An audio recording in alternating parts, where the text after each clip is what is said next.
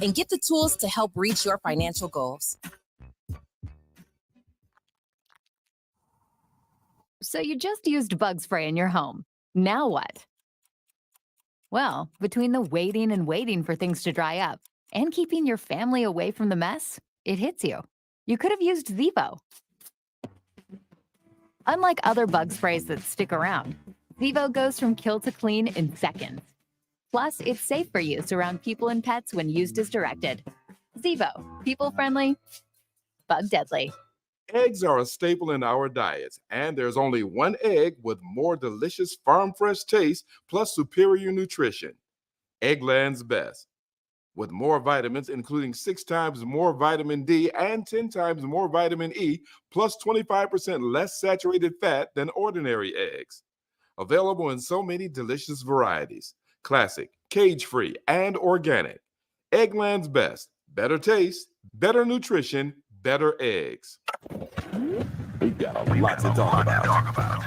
Hi, I'm Ray Richardson, your sports connection here at KBLA Talk 1580. Join me and my co-host Neil Scarborough every Saturday night at 7 for Out of Bounds, the show that brings some flavor to the world of sports for 60 minutes. We take you beyond the scores and press conferences. We give you our point of view, the way Black folks see what's going down. You can join the conversation and give us your analysis at 1-800-920-1580. Out of Bounds every Saturday night at 7 on KBLA Talk 1580. We've got a lot to talk about. Unapologetically progressive. KBLA Talk 1580. We've got your black.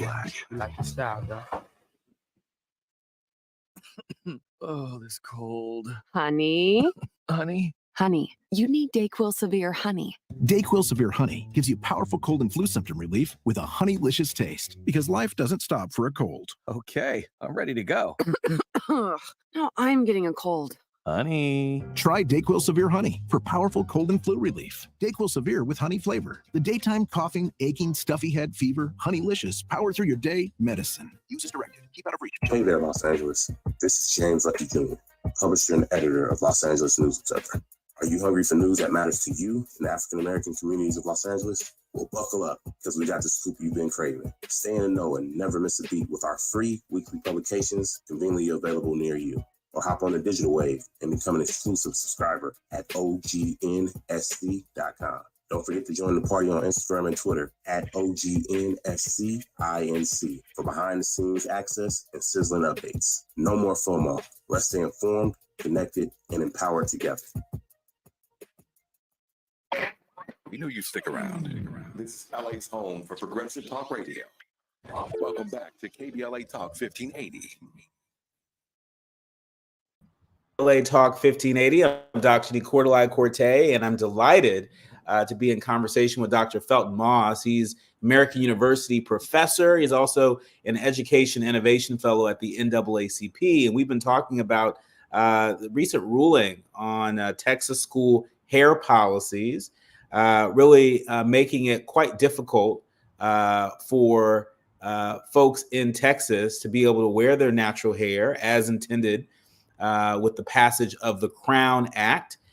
We've seen some challenges to the Crown Act. Some folks saying that, well, it doesn't cover hair length, even though the legislators, the authors of the Crown Act in Texas and other states across the country say, well, it's implied, of course it includes hair length. And so there is a number of young people, including but not limited to Daryl George, an 18-year-old junior in high school in Texas, who really every day this drags on, it really takes away from those cherished high school memories that so many of us have, that bonding time with his classmates.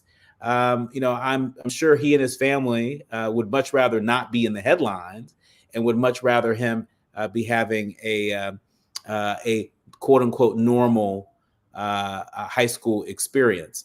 To help us make sense out of all of this, Dr. Moss, I've got to ask you, what is your message to school superintendents across the country? We've seen the school district superintendent where Daryl George lives, we've seen them take out a full page ad making their case, for basically making an example out of Daryl George. And so, what is your advice to superintendents that should understand the intent of this law and be doing everything they can to create a welcoming school climate environment for the Daryl Georges in their school districts?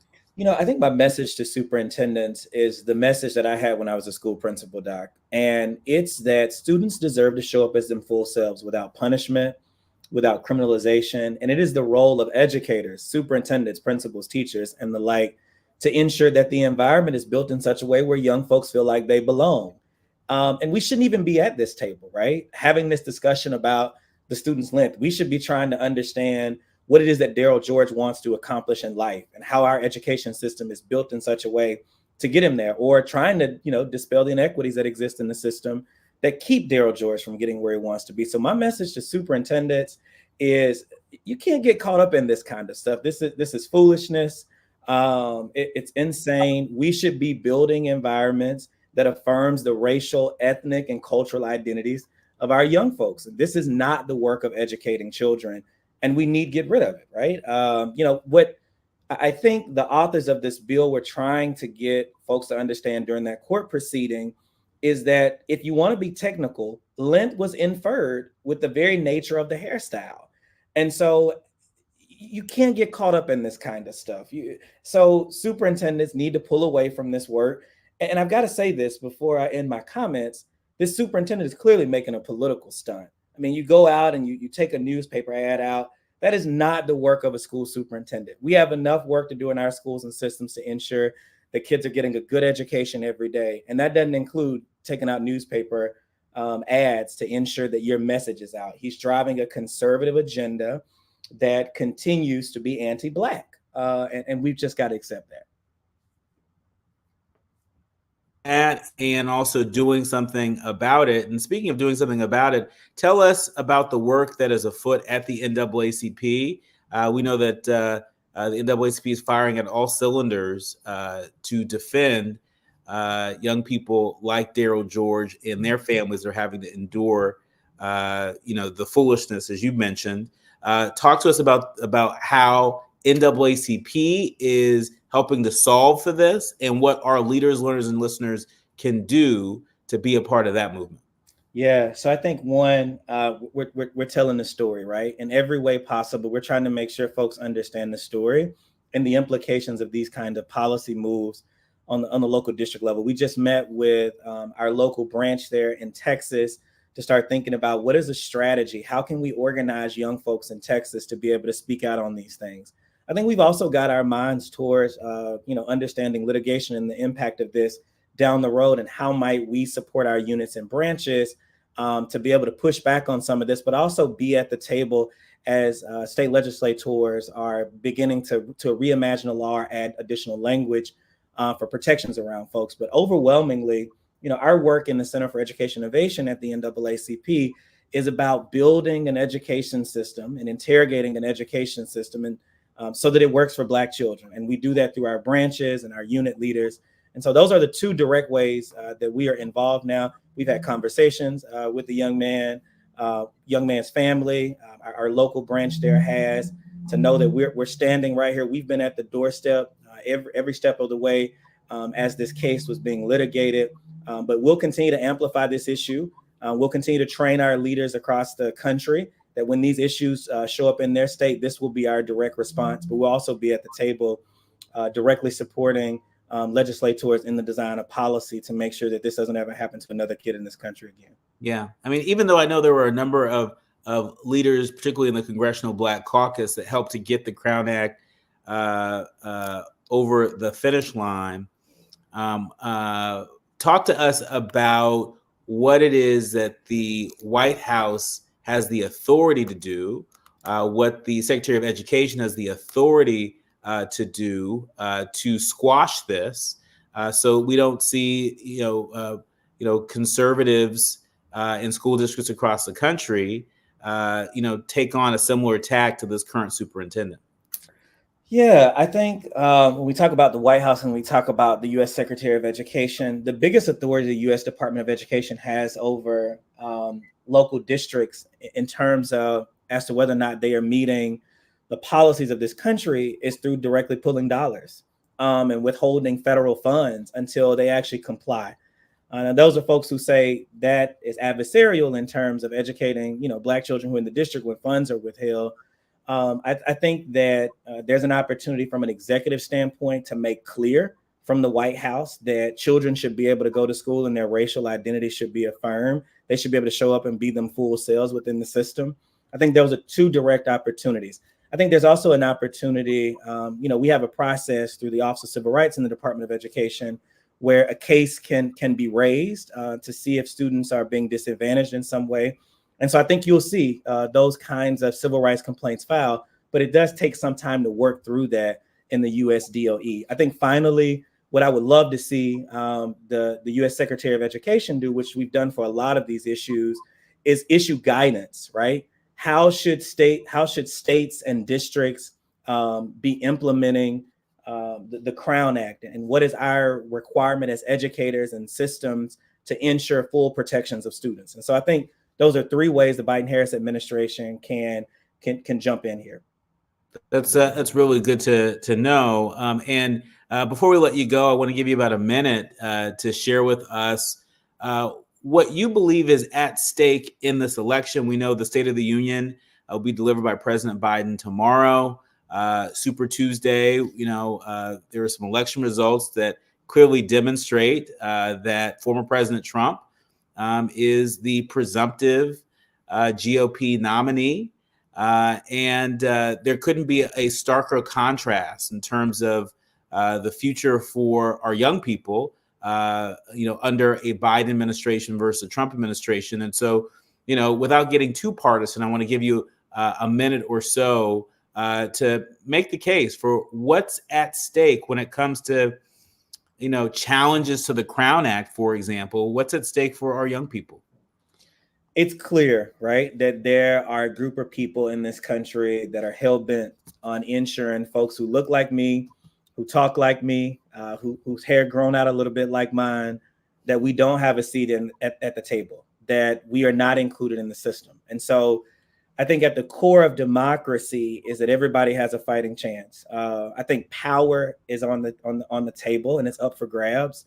And that's what's at stake. Folks like me having power, folks like Daryl George, folks like yourself having a seat at the table is what's at stake. We have a group of folks who are hell-bent on that. You've seen members of Congress file bills this year to ban books that affirm the racial identity of folks that look like us. You've seen them work hard day and night to elect school board members who would remove certain curriculum, who would fight budget deals that would ensure that low-income children have a fighting chance at the lunchroom table. I mean, you've got all of these folks who are fighting this. So democracy is at stake.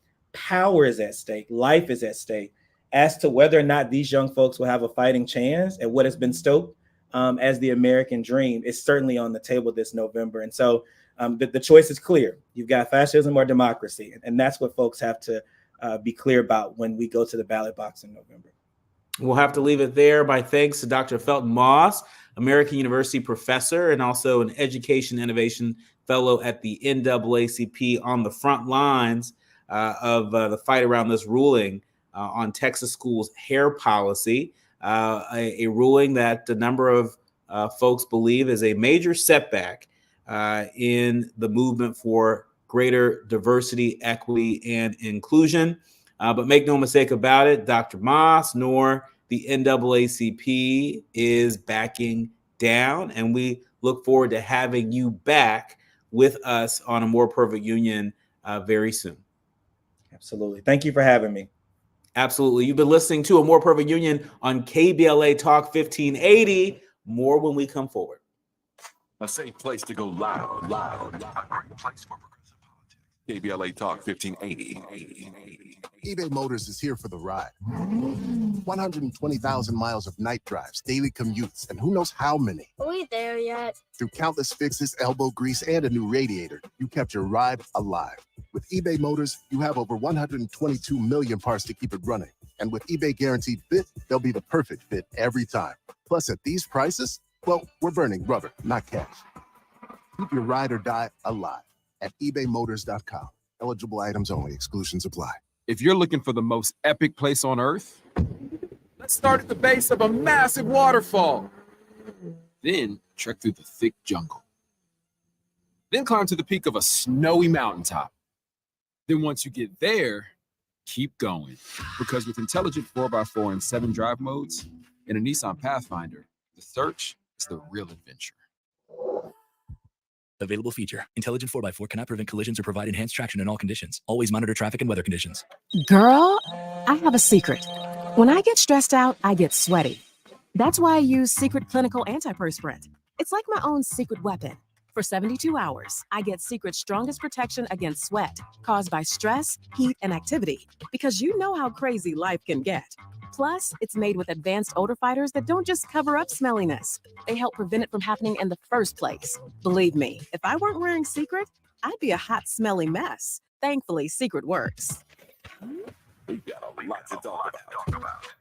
Hey there, it's Karen. And I'm Ernest. We're the co-hosts of Food for Thought with Karen and Ernest here on KBLA Talk 1580. Make sure you check us out Saturdays at 8 p.m. And our rebroadcast happens on Sundays at 7 p.m. We'll be talking about the art of dining. We'll be giving food tips, talking to sommeliers, chefs, concierges, all the food influencers, everything food, everything dining. And sometimes with some of our friends just hanging out and talking food. And when you listen to our show, we have a segment called Hot Dishes. Sometimes unpopular opinions, but we said what we said and we meant what we meant. Also, we do food reviews with who's hot and who's not. Yeah, you make sure you guys check out Food for Thought with Karen and Ernest here on KBLA. We've got a lot to talk about. Unapologetically progressive. KBLA Talk 1580. We've got your black.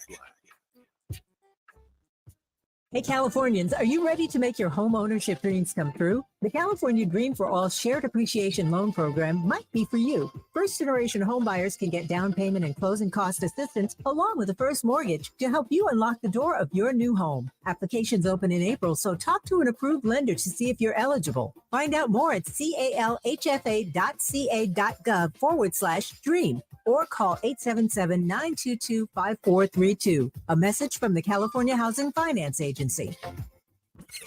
Heard any other talk radio lately that sounds anything like this? You're listening to Unapologetically Progressive. KBLA Talk 1580. You're listening to A More Perfect Union on KBLA Talk 1580. I'm Dr. Nii-Quartelai Quartey, and well, it's time for the quiet part out loud. As I mentioned at the top of this show, it is Ghana's Independence Day. And for those of you that listen to the show regularly, you know I'm a proud Ghanaian American. My dad was born and raised in Ghana way back in 1950 when Ghana was under colonial rule. And I could not let this Ghana Independence Day go by without calling attention to the fight for the freedom of some Ghanaians that is currently under threat. We know that there is a bill that was recently passed by the Ghana Parliament. And this bill would criminalize folks that identify as LGBTQ. This bill would also criminalize folks that are allies of the LGBTQ community there. Anybody that donates to LGBTQ organizations or causes. There are many folks that are calling this one of the most extreme anti-LGBTQ bills on the continent of Africa. The continent, right now, this very moment.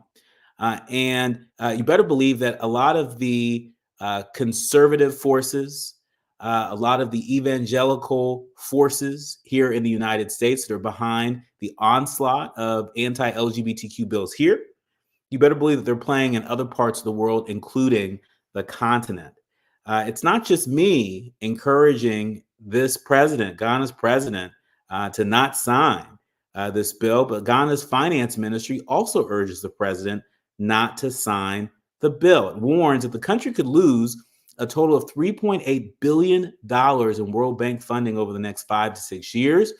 The bill prescribes 3 years in jail for identifying as LGBTQ+, and 5 years for promoting LGBTQ activities. Ghana, like so many other parts of the world, is suffering a major economic crisis, and last year had a bailout from the International Monetary Fund. There are concerns that any shortfall in funding from the World Bank and other donors could derail the economic recovery. The BBC is reporting that it's in a highly unusual move. The warning from the finance ministry was leaked to several media outlets, including the BBC. It recommends that Ghana's president defer signing the bill until the Supreme Court rules on whether it aligns with the Constitution. Human rights groups went to court even before it was passed by Parliament, but it's unlikely to be heard by the Supreme Court for some time. Ghana's president has 7 days after receiving the bill to decide whether to sign it into law, and if he doesn't, 14 days to give reasons. Although the proper human, sexual rights, and Ghanaian family values bill was passed by Parliament last Thursday, it has yet to be sent to the president for his assent. And so lots of eyes on Ghana. The threat of democratic backsliding, which includes human rights protections for all, is on the minds of a lot of folks that work in diplomacy around the world. Ghana is one of the most stable democracies in all of Africa. People have enjoyed a great deal of human rights protections there and adherence to rule of law. And so there's a lot on the line this Ghana Independence Day. And I just couldn't let this day go by without giving voice to that. There's no way, there's no universe where this story would be the quiet part. There's only a universe where this story would be the quiet part out loud. You're listening to A More Perfect Union on KBLA Talk 1580. More when we come forward. The station you turn to when you've had it up to here with cultural incompetence. KBLA Talk 1580.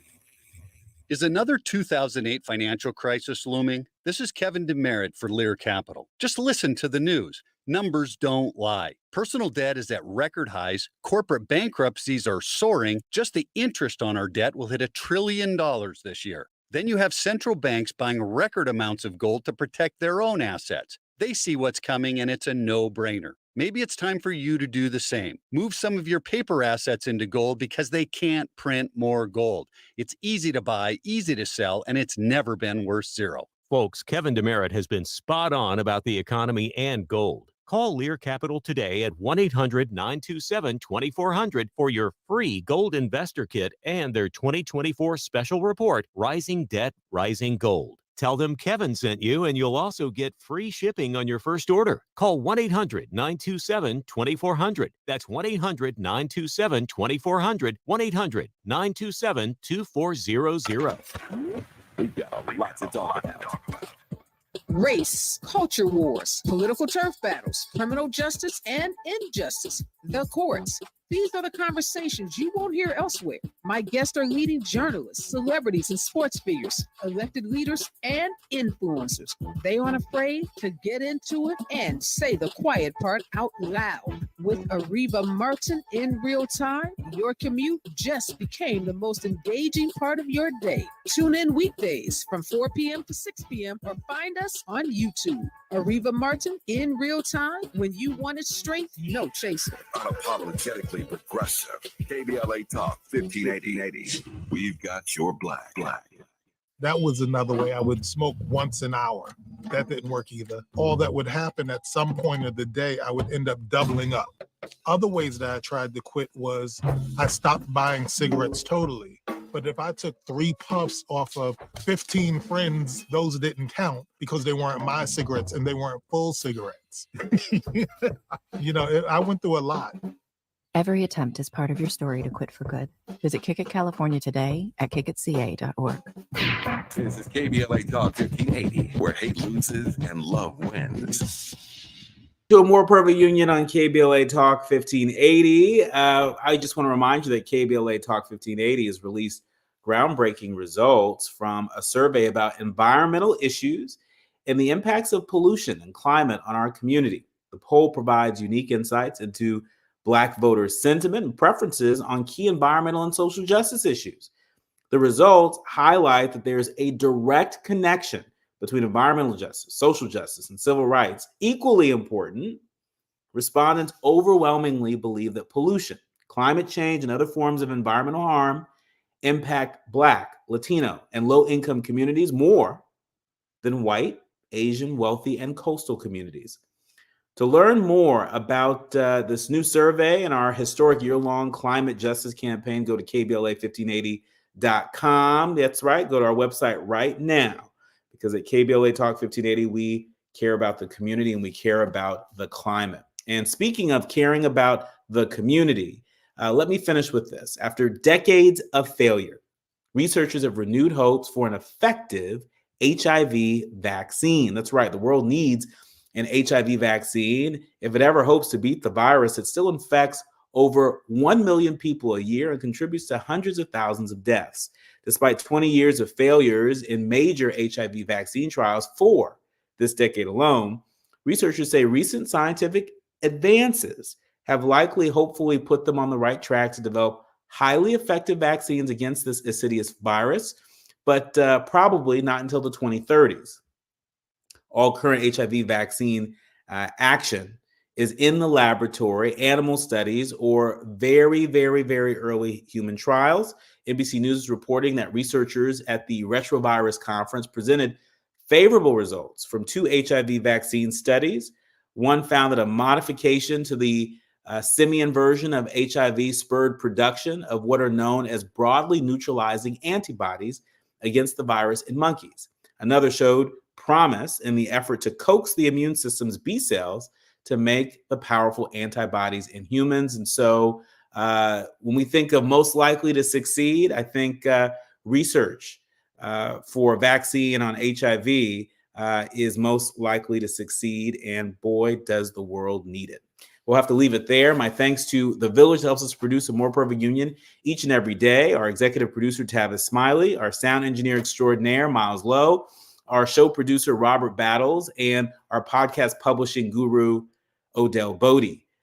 Also, big thanks to each and every one of you. Continue to spread the word about this show, and we'll continue to curate a great show for you. Remember, don't panic, organize. Do what you can from where you are with what you have. I'm Dr. Nii-Quartelai, and you've been listening to A More Perfect Union on KBLA Talk 1580.